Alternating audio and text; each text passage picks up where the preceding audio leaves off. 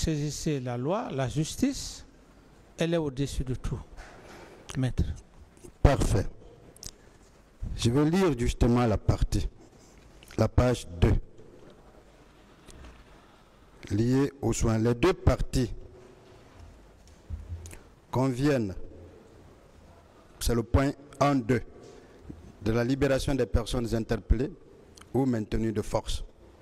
Dans un souci de respect des droits humains et des libertés publiques et individuelles, les deux parties conviennent en outre que le gouvernement veille à ce qu'aucune personne interpellée à la suite des événements ne soit maintenue illégalement en détention par les forces de défense et de sécurité. Est-ce que n'est-ce pas là aussi la preuve qu'en signant, le gouvernement de votre pays, le CND, en signant ce document, on n'a pas voulu raviver les tensions?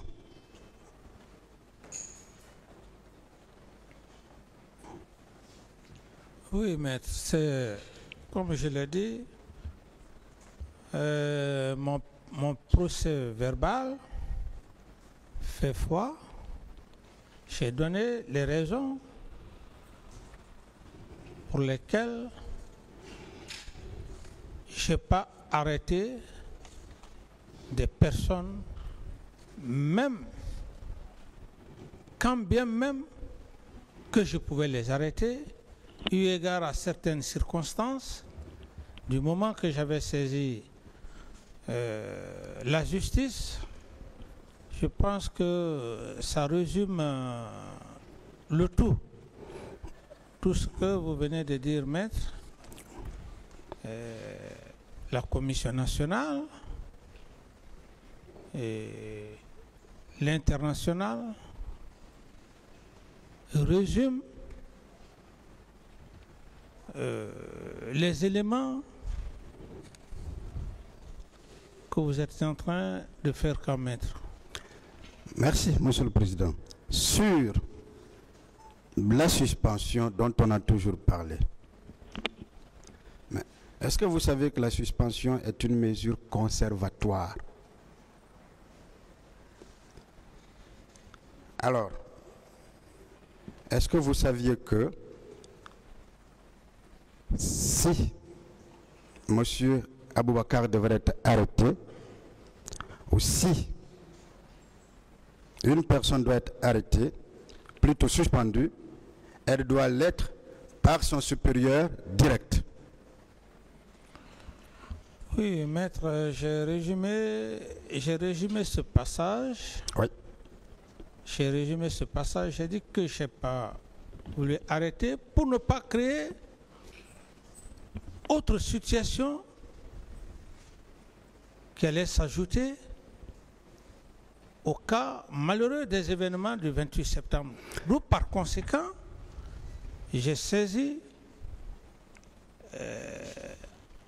les institutions, la première institution qui est la loi de mon pays, j'ai saisi cette institution et puis l'international.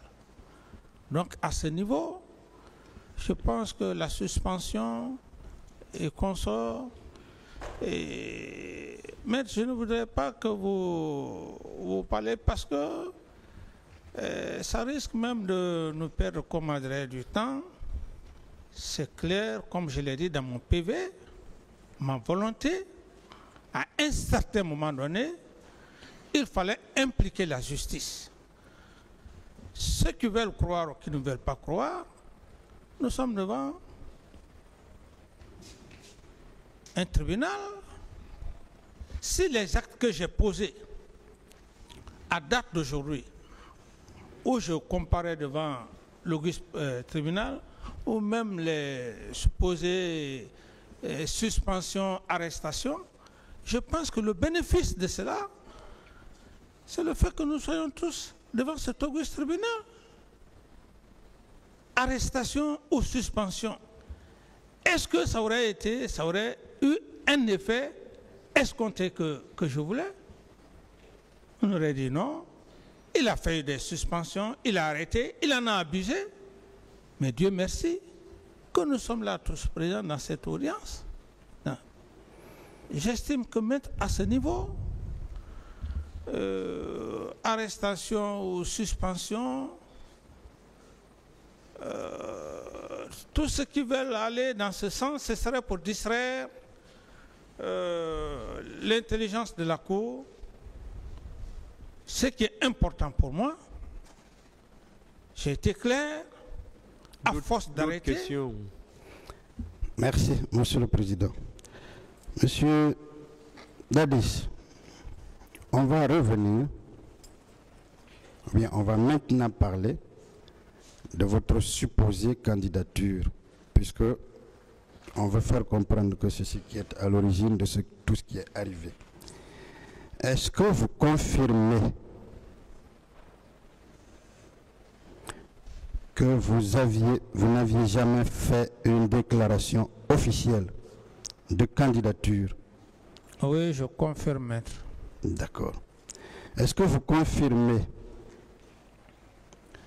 avoir tout simplement dit que les leaders politiques mettent de l'eau dans leur vin?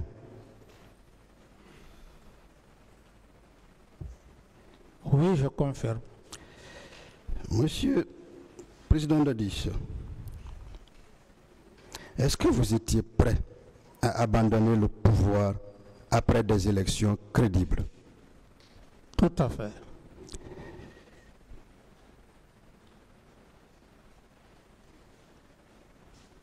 Je vais vous lire un passage qui prouve à suffisance que vous étiez prêt, toujours dans l'accord. La page 4. Je vais lire et vous allez réagir.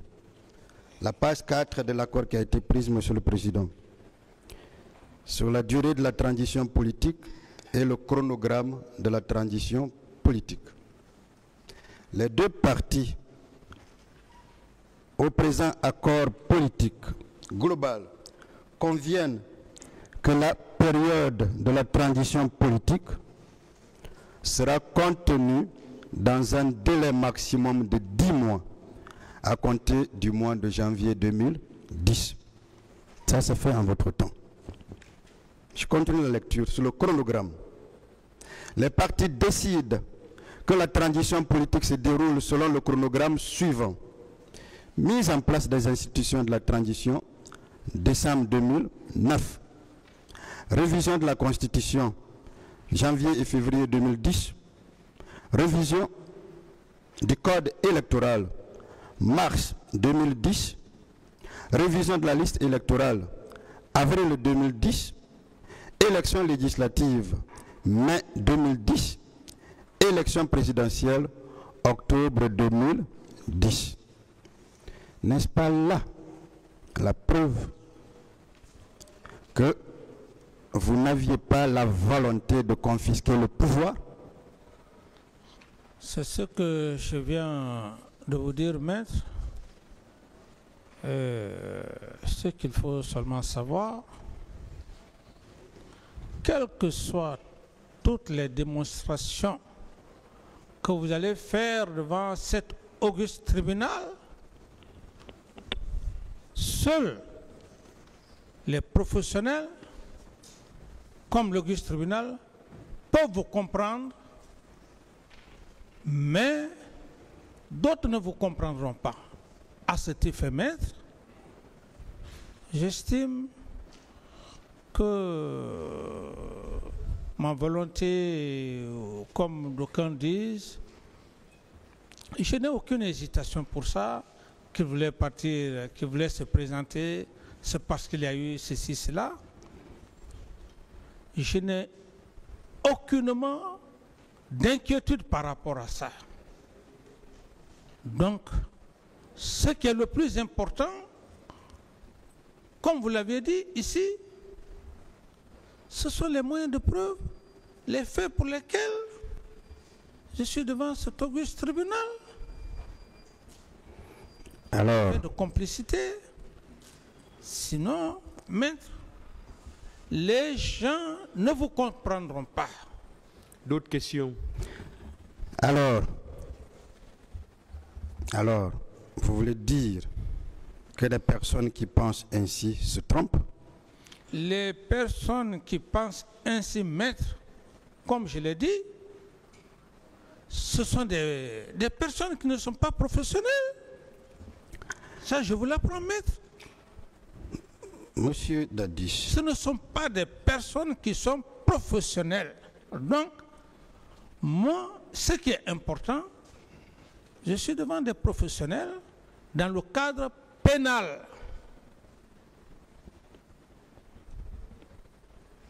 Autrement,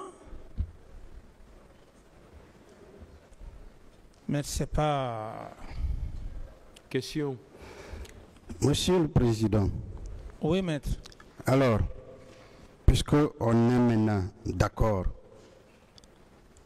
que ce n'était pas votre supposée candidature, vous n'étiez pas prêt à garder le pouvoir, vous voulez le laisser, parlons de la manifestation proprement dite. Dites à cet auguste tribunal, est-ce que vous étiez opposé à cette manifestation? Non, maître. Est-ce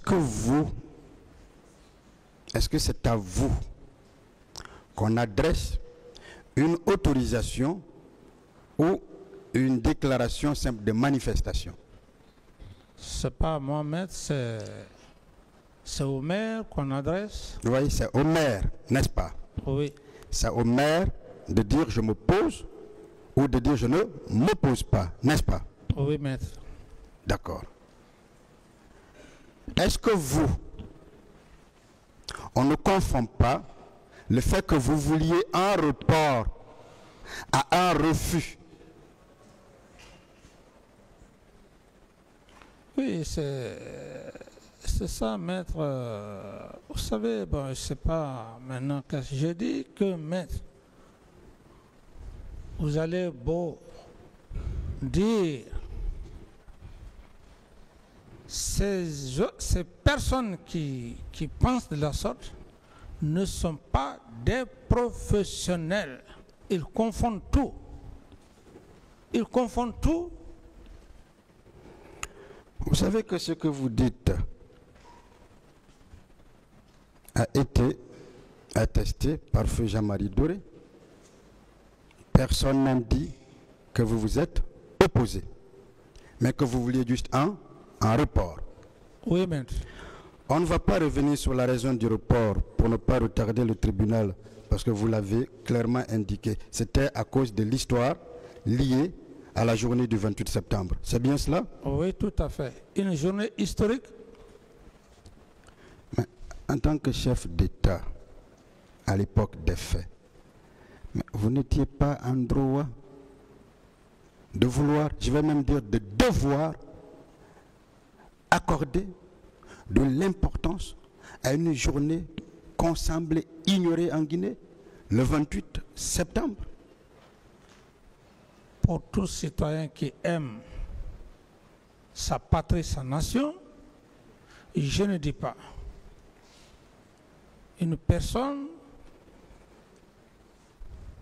qui n'aime pas la nation peut piétiner l'histoire de la République. Est-ce que le fait de vouloir un report est en soi une infraction pour laquelle vous devrez être traduite devant un juge? Non, c'est pas... Ce n'est pas en soi une infraction. Ouais, c'est pas une infraction. Dites-moi, comme tout le monde, vous étiez déjà au courant de la manifestation. C'est bien cela? Bien ça, maître.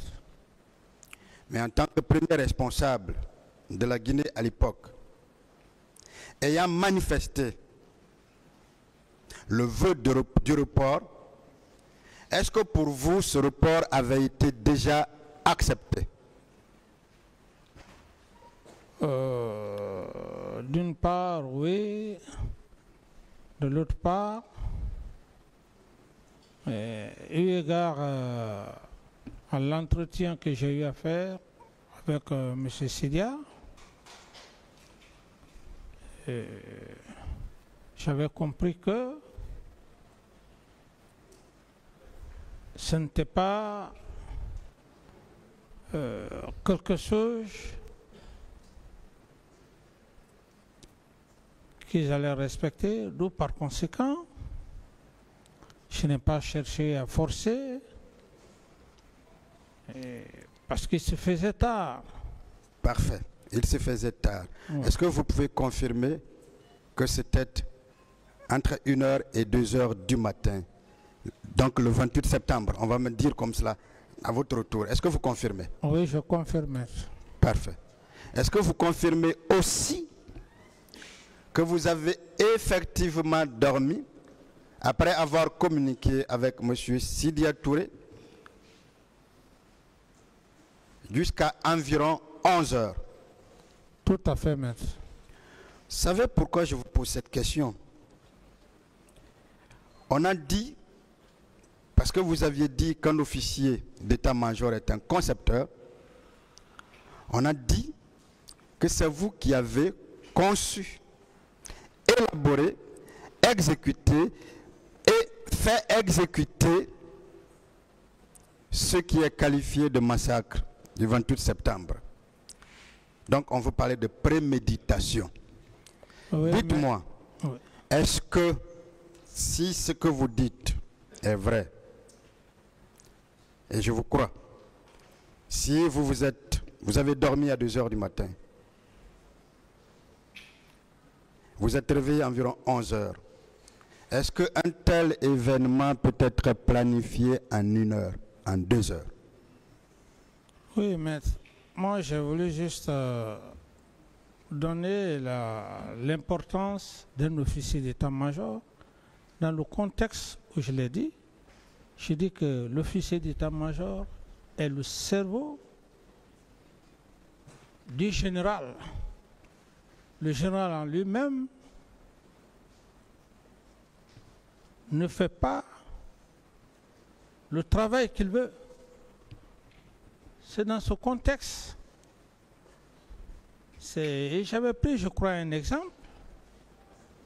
J'ai dit dans cette auguste tribunal, le procureur ne peut pas se mettre à prendre des notes. Il a des substituts, ce sont ses cerveaux. Ceux qui veulent comprendre d'une autre manière, ils ne peuvent que comprendre de leur manière. C'est eux qui attirent l'attention du procureur. C'est eux, à des moments donnés, qui disent par rapport à ça, il y a ça, il y a ça. Monsieur Camara, Ce qui ne veut pas dire que... Monsieur Camara, est-ce que ces événements qui sont arrivés au stade pouvaient être planifiés en 1 ou 2 heures? C'est sa question. Absolument non, Monsieur le Président. D'autres questions? C'est la question, Monsieur le Président. Merci. Alors, je vous pose cette question. Et je voulais même aussi attirer votre attention. Avant même cette notion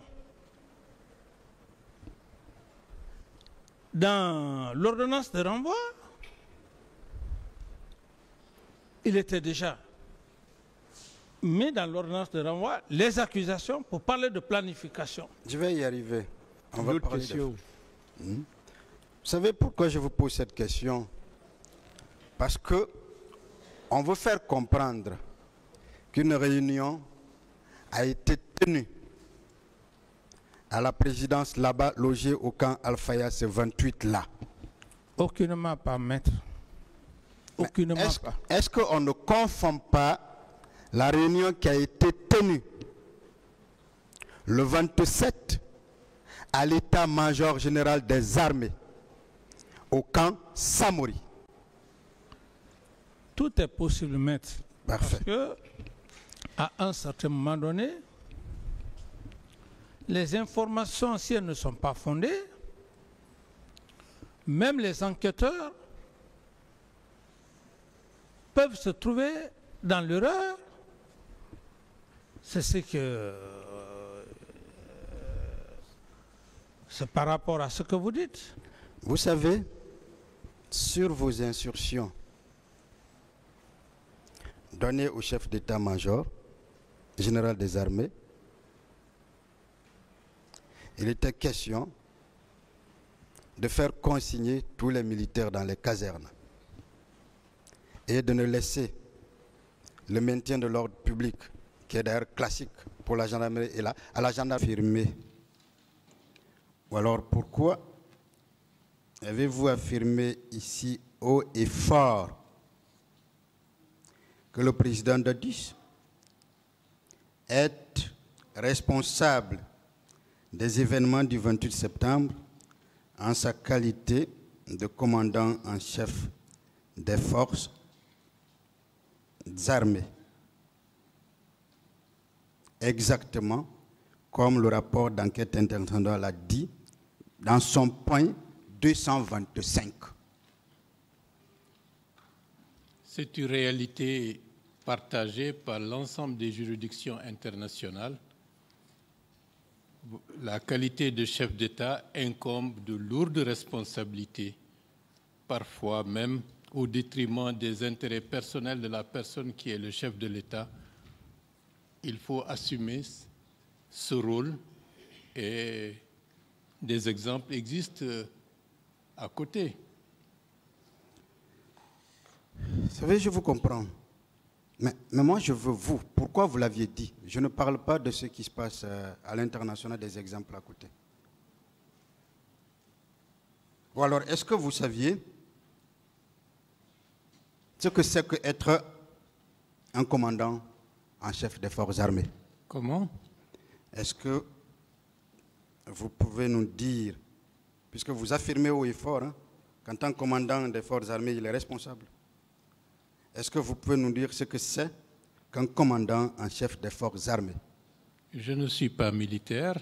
La seule chose que je sais, que c'est le dernier recours et devant des situations complexes, il est au regard des intérêts du pays, des intérêts de la nation, l'homme ou la femme qui doit assumer tout ce qui peut se faire à l'intérieur du territoire national, qui est sa juridiction. Mais M. Ba, vous n'êtes pas militaire. Mais pourquoi vous affirmez des termes techniques pour accuser les gens?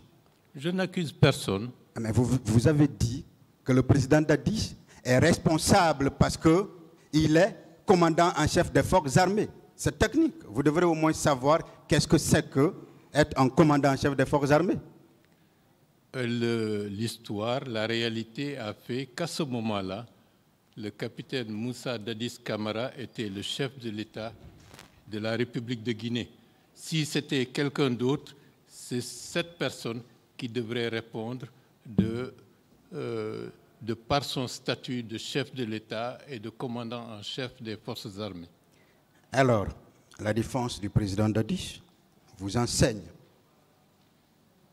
que c'est juste un titre officiel qui ne le fait pas figurer dans la hiérarchie militaire comme celui de premier magistrat du pays, qui ne lui donne pas le pouvoir de juger. Voilà la signification de commandant en chef des forces armées. Mais on va avancer. Connaissez-vous les attributions liées à cette fonction, liées à ce statut, liées à cette qualité?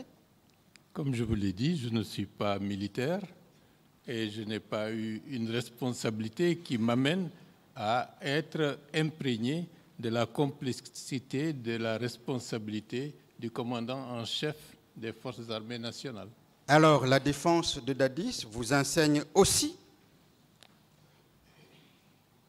que c'est principalement les attributions de nomination dans les fonctions militaires de présidence du Conseil national de la défense qui ne le fait pas encore figurer dans la hiérarchie militaire comme, je le reviens, comme le président, en tant que premier magistrat, préside le Conseil supérieur de la magistrature alors qu'il n'est pas magistrat et ne vient même pas siéger.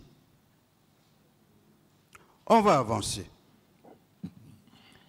Puisque vous le rendez responsable parce qu'il est commandant en chef des forces armées, pouvez-vous nous faire la nomenclature de la hiérarchie militaire? Je suis incompétent à la matière. Alors la défense de Dadis va vous lire un document déposé par vos propres avocats, la partie civile, pour que vous compreniez une fois pour toutes qu'en tant que chef d'État, en tant que commandant en chef des forces armées, on ne figure pas sur la liste de la hiérarchie militaire. Monsieur le Président, c'est là, avec votre permission, Président, c'est la plainte avec constitution de partie civile portant demande d'acte, l'avant-dernière page. Voici ce que vos avocats donnent au tribunal pour parler de hiérarchie militaire. À l'époque des faits, lieutenant-colonel Omar Sano, chef d'état-major général des armées, commandant Aboulaye Keïta, chef d'état-major général adjoint des armées, lieutenant-colonel Ansouman Kaba, chef d'état-major de l'armée de terre, commandant Moriba Abel Abba, chef d'état-major adjoint de l'armée de terre, capitaine de vaisseau Mohamed Kamara, chef d'état-major de l'armée de mer, commandant Alpha Ousmane Diallo, chef d'état-major adjoint de l'armée de mer, commandant d'aviation Mamadi Mara, chef d'état-major de l'armée de l'air, commandant d'aviation Amara Samake, chef d'état-major adjoint de l'armée de l'air, commandant Ibrahima Baldé, chef d'état-major de la gendarmerie nationale, commandant François, chef d'état-major adjoint de la gendarmerie nationale, lieutenant Aboubakar Sidiki Diakité, commandant de la garde rapprochée du président de la République, sous-lieutenant Alphonse Touré, commandant adjoint de la garde présidentielle, lieutenant-colonel Moussa Samake, commandant du bataillon du quartier général, capitaine Diamankan Sambarou, commandant du bataillon spécial de Conakry, capitaine Tamba Kalas Tolno, commandant adjoint du bataillon spécial de Conakry, lieutenant-colonel Mohamed Lamine Kamara, commandant du bataillon d'infanterie du camp Kamayenne, capitaine Aïdar Ba, commandant du régiment des commandos parachutistes, capitaine Boundouka Kondé, commandant du bataillon autonome des troupes aéroportées, capitaine Malik Kondé Diakité, commandant du bataillon des commandos de Kindia, lieutenant Aboulaye Keïta, commandant adjoint du bataillon des commandos de Kindia, commandant Édouard Teya, commandant du bataillon des commandos Rangers, commandant Jean-Louis Bangoura, commandant du bataillon autonome de la sécurité présidentielle, capitaine Paul Abba, commandant adjoint du bataillon autonome de la sécurité présidentielle,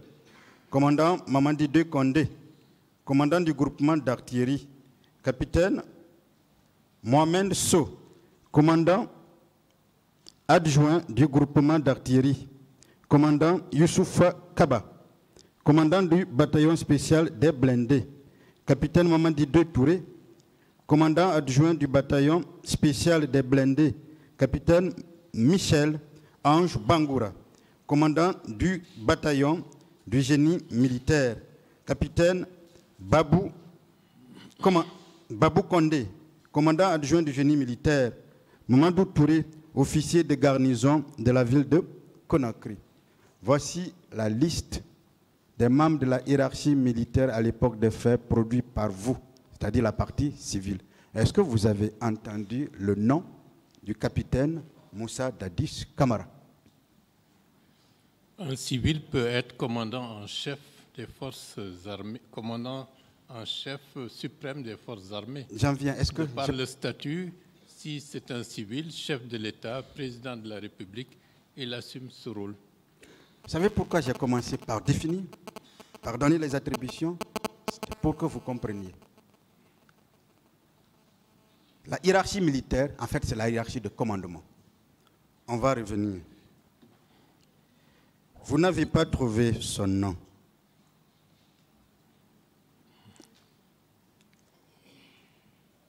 Puisque vous le saviez maintenant, est-ce que vous maintenez toujours que le président Dadis a une responsabilité dans la commission des infractions commises le 28 septembre au stade éponyme? Je n'ai pas de réponse à cette question. Parfait. Le tribunal criminel tirera toutes les conséquences utiles que de droit. Dans ces conditions, quand le rapport d'enquête internationale indique qu'en tant que commandant en chef des forces armées, que le président Dadis avait l'ultime pouvoir de commandement sur toutes les forces engagées dans l'attaque et les jours suivants, pendant qu'il n'en donnait ni d'ordre, ni d'instruction au commandant Boubacar, au colonel Thiebro, ni d'ordre à qui que ce soit, pendant qu'il ne figure pas dans la hiérarchie militaire, est-ce que ce tribunal criminel doit vous suivre en actant que le président Dadis est responsable des événements du 28 septembre? Je n'ai pas de réponse, c'est au-delà de mes compétences. Je vais même aller plus loin, puisque vous êtes allé beaucoup plus loin. Vous avez même précisé la nature de sa responsabilité. Est-ce que vous maintenez que la responsabilité du président Dadis n'était que politique? C'est une responsabilité politique d'être chef de l'État. Est-ce que vous maintenez cela au regard de ce que nous vivons devant ce tribunal? Est-ce que vous le maintenez? Je maintiens mes déclarations. Qu'il nous en soit donné acte de ce que la partie civile, M. Amadou Ouriba, maintient que le président Dadis n'est responsable que politiquement dans cette affaire. On va avancer. Maintenant, on va parler du rapport d'enquête nationale.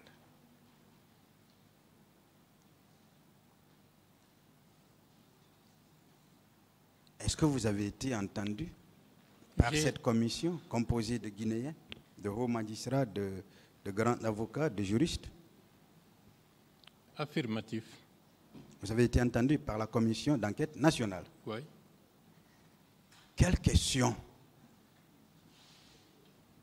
vous ont été posées par les membres de cette commission? Je ne me souviens pas exactement des questions, mais l'essentiel tournait autour des événements liés à la manifestation du 28 septembre 2009. Parfait. Quelle réponse aviez-vous donnée, M. Amadou Ouriba? Soyez plus explicite. Vous avez été entendu. Que leur avez-vous dit? Qu'aviez-vous dit aux membres de la commission nationale d'enquête indépendante qui vous ont reçu et entendu? Vous avez le rapport. Ce rapport a pour auteur ces membres-là, ce n'est pas vous. Qu'est-ce que vous, monsieur Amadou Ouriba, aviez dit? Est-ce que vous pouvez lire le rapport? Non, je vais y arriver, monsieur le président. Il y a des points que je vais toucher. Je veux juste voir ce que lui, il a dit, lui personnellement. Pour qu'on puisse avancer, parce qu'il vous dit que vous avez le rapport. Non, ce rapport est un condensé de plusieurs, c'est fait sur la base de plusieurs auditions, monsieur le président. Les points qui m'intéressent, on va en parler tout à l'heure. Mais je veux juste que monsieur Amadou Ouriba dise ce que lui, il a dit. Parce que le rapport ne dit pas exactement, voici ce que monsieur Amadou Ouriba a dit, monsieur le président. C'est ça l'intérêt de ma question. Tout ce que j'ai dit hier devant le tribunal, oui, c'est cela que j'ai dit devant la commission nationale d'enquête. D'accord. Vous avez dit ici hier que le président Dadis n'avait pas agi immédiatement. Est-ce que vous maintenez cela?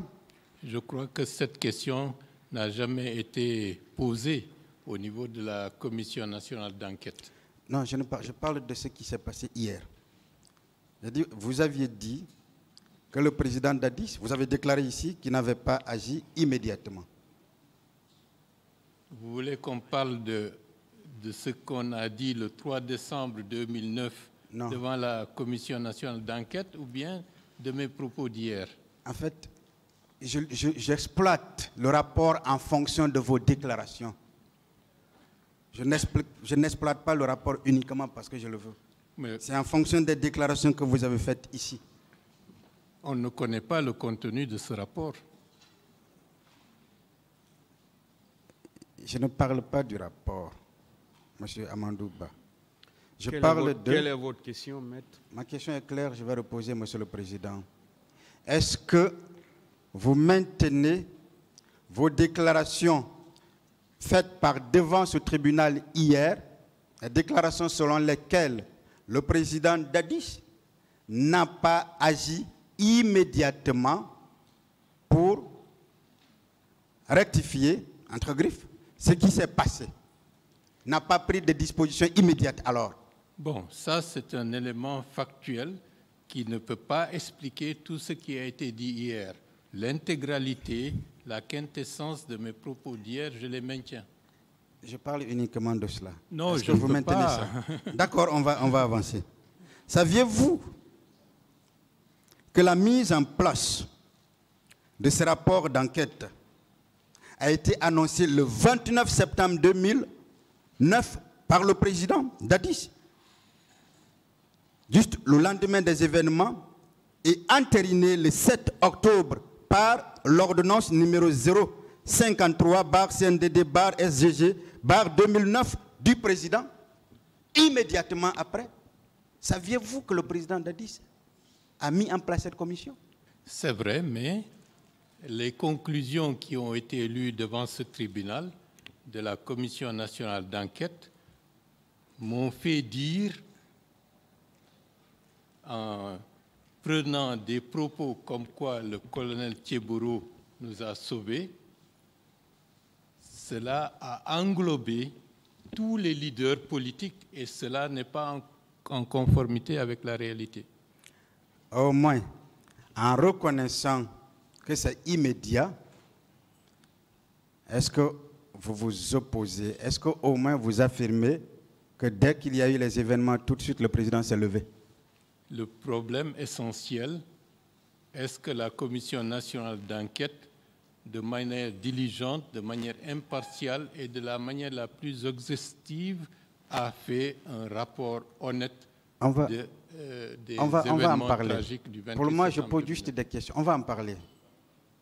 Vous, homme d'État, un chef d'État qui prend une telle décision le lendemain, est-ce que ce chef d'État n'a pas pris des dispositions immédiates? Ce n'est pas là le fondamental. Ce qui est fondamental dans cette affaire, c'est la finalité du rapport produit par la Commission nationale d'enquête. Je vais avancer. Je vois que vous ne voulez pas répondre à mes questions, qui sont pourtant simples. Ne m'interrompez pas. Allez-y. Et la conclusion n'est pas en conformité avec la vérité, avec ce seul fait. Aussi bien le colonel Thiebourou nous a exfiltrés, et de la même manière, le commandant Toumba Diakité a exfiltré les autres responsables. Et dans ce rapport, de ce que j'ai entendu lire dans cette salle, il a été mis au compte du colonel Thiebourou l'exfiltration de tous les leaders politiques. Cela n'est pas en conformité avec la réalité. En prenant, M. Ba, cette décision le lendemain même des événements, en tant qu'homme d'État, le président Dadis a clairement exprimé par cette précipitation sa volonté à faire la lumière sur les événements du 28 septembre. Si, en tant qu'homme d'État, Est-ce que vous n'aurez pas fait exactement la même chose? Je n'ai pas de réponse en fin de compte. Parfait. Sinon, on va avancer. Saviez-vous que la commission d'enquête, la Commission nationale d'enquête indépendante avait pour mission d'enquêter aux fins d'établir la vérité sur les événements du 28 septembre 2009, ainsi que sur leurs préparatifs et plus généralement sur tous les faits qui en découlent directement ou indirectement. Est-ce que vous saviez que c'était cela la mission? L'an 2006 ou l'an 2007, bon, quand j'étais désigné comme porte-parole de l'armée, ça faisait le deuxième, où encore l'armée a eu confiance en moi de me désigner comme porte-parole. Et ce jour-là, j'étais avec l'armée, mais j'étais en tête du mouvement. On est venu plus d'une semaine pour pouvoir franchir le pont 8 novembre. C'est quand j'ai décidé, j'ai dit demain, je vais franchir ce pont-là, quelle que soit l'arme. Et j'ai franchi le pont 8 novembre devant tout le monde, avec des milliers de tirs qu'ils ont faits. Tous les militaires de ce temps-là, je les ai laissés à quelques 100 mètres. Je dis, laissez-moi seul, je vais aller jusqu'à là où ils sont assis derrière le pont 8 novembre. S'ils veulent, je vais leur montrer des exemplaires. Je suis venu, ils ont tiré sur moi fatigué, moi je suis venu. Finalement, j'ai fait appel à mes hommes. Moi, je les ai désarmés, ceux qui étaient là-bas. J'ai pris certaines de leurs armes. Et les restes, ils ont replié. C'est-à-dire, quand on dit replié, ils ont fui, ils sont allés vers le BQG pour aller dire au président que l'adjudant-chef, parce que à l'époque j'étais adjudant-chef, ils disent que l'adjudant-chef n'a pas voulu nous respecter. Donc, il faut qu'ils viennent par là. Je dis, si le président n'est pas assis, moi, je ne respecterai jamais personne. Parlez des faits maintenant, maître. Si, monsieur le président, ça fait partie des faits. Ça ne fait pas partie des faits. Ça fait partie, monsieur le président. S'il vous plaît, revenez sur les faits maintenant. Je suis de la défense, monsieur le président. Revenez sur les faits. On veut montrer, on veut présenter une autre personne devant vous. Il faut que notre rôle, nous le présentons autrement devant vous. Vous pouvez me retirer la parole et là nous prendrons nos responsabilités en tant que défense, mais vous ne pouvez pas m'empêcher de jouer mon rôle. Revenez sur les faits, maître, s'il vous plaît. Je ne discute pas avec vous. Monsieur le président. Revenez sur les faits. Je suis très courtois, je ne discute pas. Vous avez la parole pour les questions. Pourtant, vous le faites. Hein. Revenez, posez des questions. Oui. On avance. Monsieur Claude, je discute justement avec des questions d'ailleurs. Après cet acte-là, qu'aviez-vous encore posé comme un autre acte de bravoure? Revenez sur les faits. Monsieur le président, n'insistez pas. Ça n'intéresse pas le tribunal. Revenez sur les faits. Non, ça intéresse la défense. Monsieur le président, vous ne pouvez pas imposer à la défense une stratégie. Ça, vous ne pouvez pas. J'ai suivi ce procès-là du début à la fin. Tout a été dit. Vous ne pouvez pas m'empêcher de ne pas poser mes questions. Personne ne vous empêche de poser des questions, s'il vous plaît. C'est ce que vous êtes en train de faire. S'il vous plaît, vous n'avez plus la parole. S'il vous plaît, vous n'avez plus la parole, maître. S'il vous plaît. Allez-y. Ce n'est pas un débat que j'engage entre vous et le tribunal. Ce tribunal a la direction des débats. Ce n'est pas une partie de décider de la direction des débats. Si le tribunal constate que les faits ou la direction prise par une partie n'apporte rien au débat, le tribunal peut bien le cadrer et lui demander de prendre la bonne direction. Et c'est ce que le tribunal est en train de faire. Conformément aux dispositions de l'article, s'il vous plaît, vous n'avez pas la parole, vous laissez le tribunal parler. Ça ne va pas, l'article 400 ne vous permet pas d'aller contre les droits de la défense. Vous n'avez pas la parole, maître. Vous continuez dans ce sens, le tribunal sera obligé de vous dire de quitter la salle. Parce que vous n'avez pas la parole. Ça fait partie des pouvoirs du tribunal. Mais encore qu'on aurait compris au moins que le tribunal ne veut pas le respect des droits de la défense. Ça ne gênerait pas.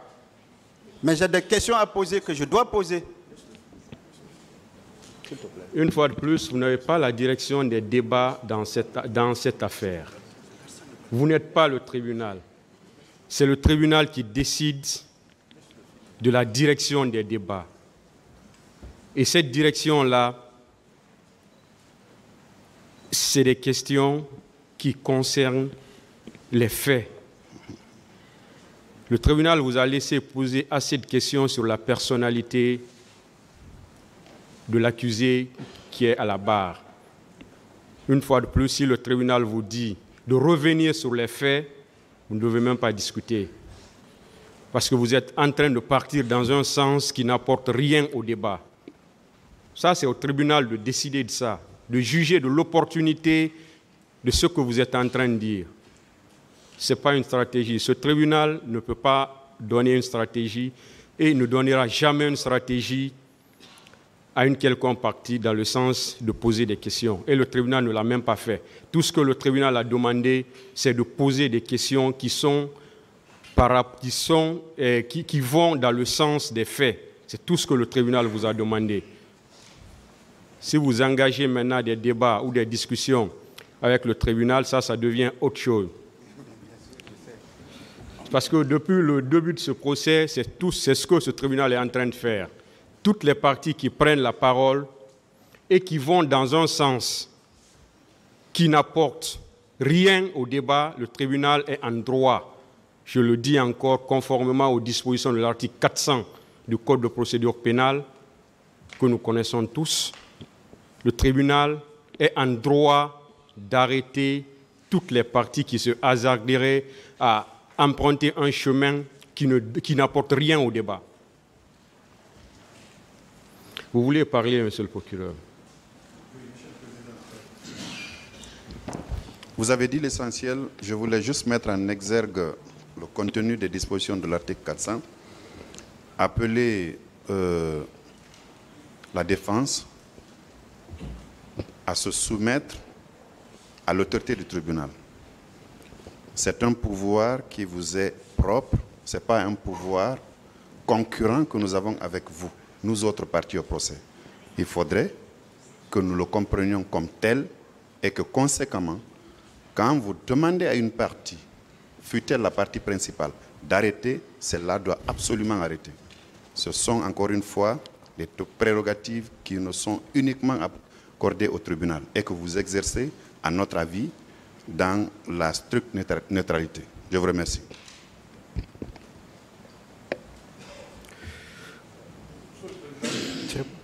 Oui. Monsieur le procureur vient de dire tout à l'heure que la défense serait insoumise au tribunal. Il ne l'a pas dit, maître. Il ne l'a pas dit. Mais c'est ce qu'il a dit en quelque sorte. Il ne l'a pas dit. Qu'est-ce qu'il a dit? N'engagez pas, pas une polémique là où ça n'existe pas. Non, qu'est-ce qu'il a dit? Il ne l'a pas dit, s'il vous plaît. Nous, on est soumis à ce respect. S'il vous plaît, maître, le ministère public n'a pas dit cela. On est soumis devant à ce tout le respect monde, au tribunal. Il a parlé devant tout le monde, mais il n'a pas dit cela. Mais il l'a dit. Peut-être que moi, je l'ai dit autrement, mais il l'a dit. Mais nous, on est soumis au tribunal. On est soumis à ce tribunal. Peut-être vous avez entendu ça seul, parce que le tribunal n'a pas entendu ça, ce que vous êtes en train de dire. Si le ministère public l'a dit, le tribunal n'a pas entendu cela. Vous l'avez compris autrement. C'est ce qu'il a dit. Pour moi, c'est ce qu'il a dit. Les questions posées par mon confrère, Maître Jokamé, vont bien dans le sens des faits de cette affaire. Il parle de la personnalité. Nous sommes à un procès pénal. Il est, comme vous l'avez réitéré tout à l'heure, c'est sur la personnalité de M. Pivi. Dans un procès pénal, est-ce qu'on peut empêcher un avocat de pouvoir bien parler de la personnalité d'un accusé? Ce n'est pas possible. Nous avons vu tout à l'heure des questions ici concernant les narcotrafiquants. Parlant de calots, qui n'ont absolument rien à voir avec les faits, qui n'ont absolument rien à voir avec la personnalité de l'accusé qui est à la barre ici. Qu'on permette à mon confrère d'aller dans le sang, il ne va pas prendre suffisamment de temps sur ça et passer sur d'autres choses. Il a cadré il a donné son plan, autrement ce serait le déstabiliser. Nous prions de bien vouloir laisser Maître Jean-Baptiste Abba aller jusqu'au bout avec l'accusé. Nous vous remercions, Monsieur le Président. La partie civile. Monsieur le Président, je crois que nous concourons tous à la manifestation de la vérité. Vous avez suffisamment l'impérium de la direction des débats. Mais je voudrais rappeler que chacune des parties a des droits qu'il faut absolument et impérativement respecter devant ce tribunal.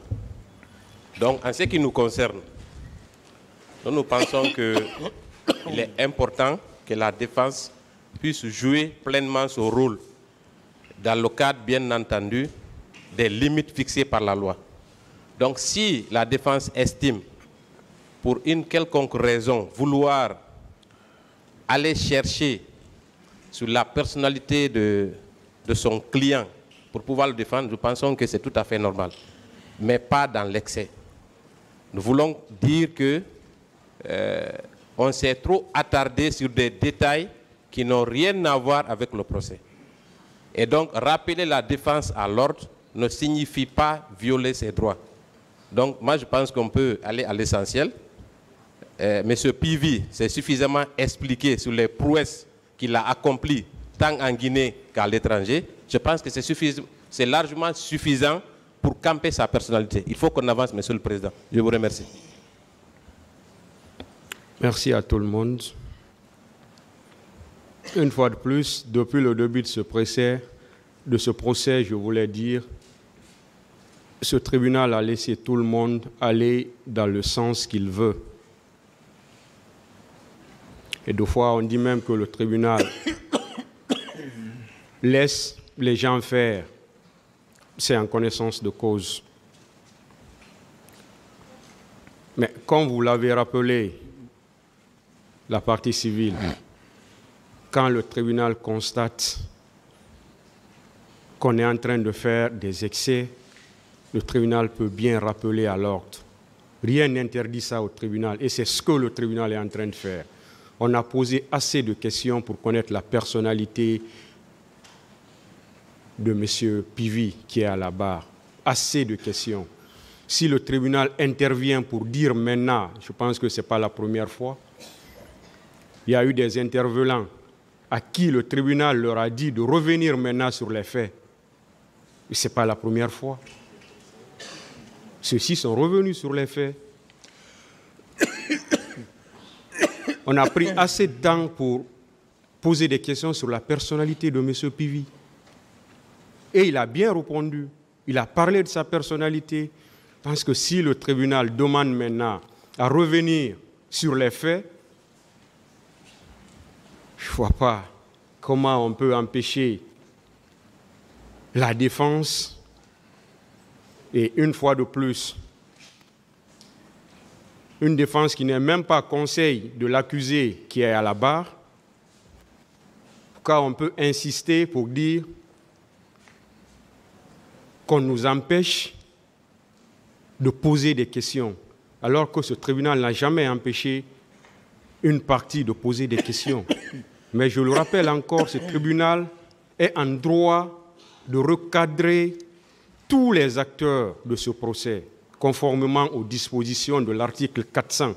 Si ce tribunal constate que c'est une direction qui n'apporte rien au débat, ce tribunal peut bien intervenir pour recadrer, pour rappeler à l'ordre. C'est bien les prérogatives de ce tribunal. Le tribunal n'a nullement l'intention d'empêcher quelqu'un, une partie, de poser des questions. Mais si c'est dans l'excès, le tribunal intervient pour rappeler à l'ordre. Ça, le tribunal le fera parce que ça fait partie de ses prérogatives. Toutes les parties, le tribunal l'a fait même avec le ministère public, en demandant au ministère public de poser des questions par rapport aux faits, malgré que ce soit la partie principale à ce procès. Mais le tribunal l'a fait. Le tribunal l'a fait avec la partie civile. Le tribunal l'a fait avec certains conseils des accusés. Ça veut dire que ce tribunal le fera avec tout le monde.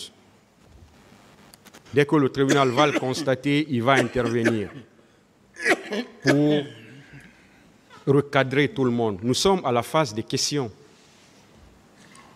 Nous sommes bien à la phase des questions. Le tribunal peut bien intervenir pour recadrer. Ne voyez pas cela comme étant un musellement. Ça, le tribunal est dans son rôle de recadrer tout le monde. Et il le fera. Ça, il faut qu'on le comprenne. Et ça, il faut qu'on soit d'accord sur ça. Le tribunal le fera à tout moment. Dès que c'est nécessaire, le tribunal interviendra pour recadrer, conformément aux dispositions de l'article 400 du Code de procédure pénale. Vous avez la parole, maître, pour continuer avec vos questions. Merci, Monsieur le Président. Monsieur Claude Pivy. Oui. Dans cette salle, j'ai appris qu'en tant que ministre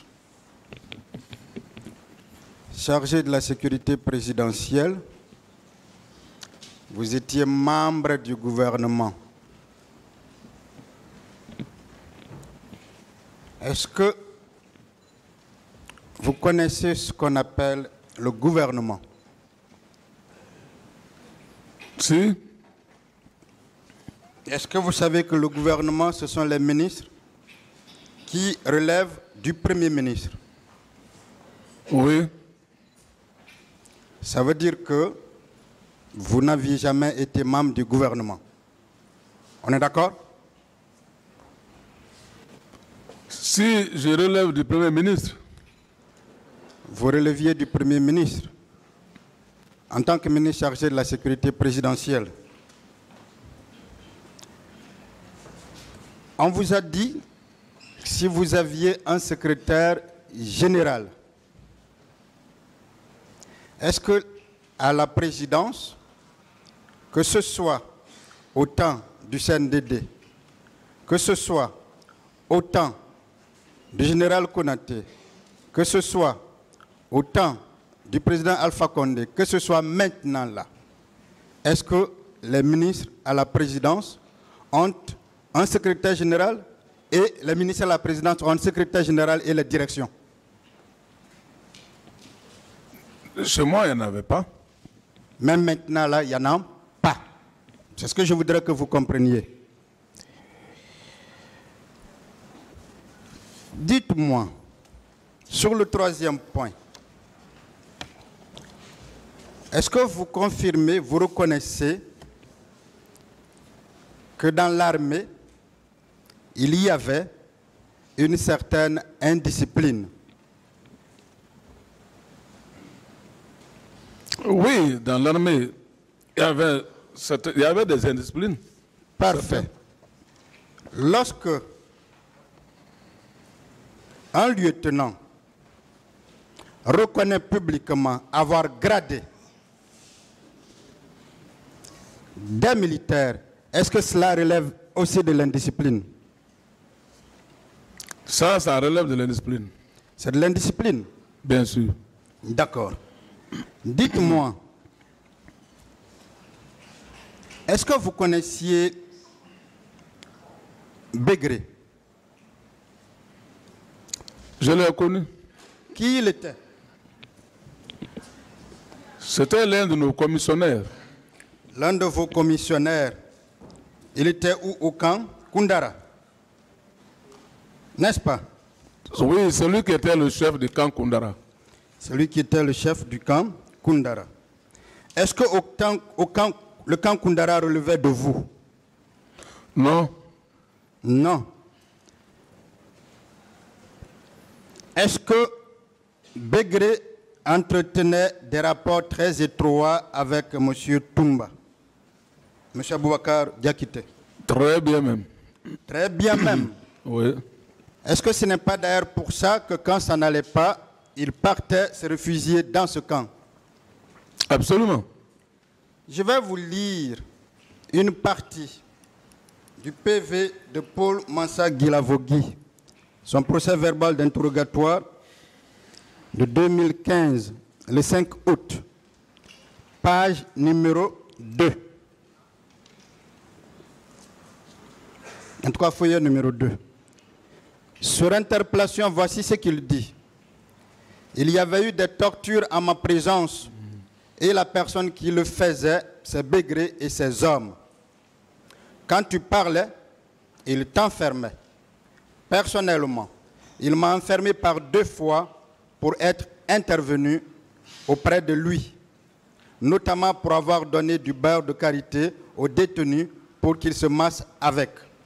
La seule femme qui était parmi nous, c'est Tata. À l'époque des faits, elle était adjudant-chef. Est-ce que Begré n'était pas un des hommes de M. Aboubakar? Bien sûr,